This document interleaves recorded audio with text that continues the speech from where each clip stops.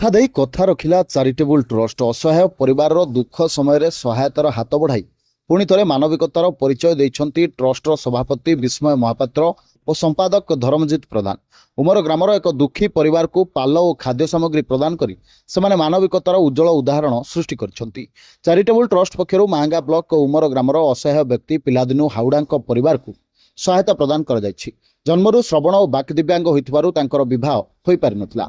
ପରିବାରର ମୁଖ୍ୟ ଆଧାର ଥିବା ବାପାଙ୍କ ଦେହାନ୍ତ ପରେ ପରିବାର ଆହୁରି ଅସୁବିଧାରେ ପଡ଼ିଛି।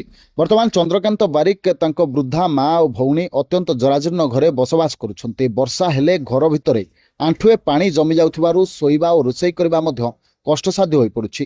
ଆର୍ଥିକ ଅଭାବ ଏପରି ଯେ ଖଣ୍ଡେ ଛତା କିଣିବାକୁ ମଧ୍ୟ ସେମାନେ ସକ୍ଷମ ନୁହନ୍ତି।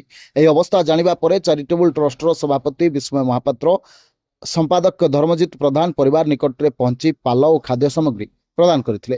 ଏହା ପୂର୍ବରୁ ମଧ୍ୟ ବର୍ଷା ଦିନରେ ସେମାନେ ଛତା ବଣ୍ଟନ କରି ସହଯୋଗର ହାତ ବଢ଼ାଇଥିଲେ। ଏହି ସହାୟତା ପାଇଁ ଚନ୍ଦ୍ରକାନ୍ତ ବାରିକ ତାଙ୍କ ଭଉଣୀ ବୃଦ୍ଧା ମା ଟ୍ରଷ୍ଟର ସଭାପତି ଓ ସମ୍ପାଦକଙ୍କୁ ହୃଦୟରୁ କୃତଜ୍ଞତା ଜଣାଇବା ସହିତ ଆଶୀର୍ବାଦ ପ୍ରଦାନ କରିଛନ୍ତି।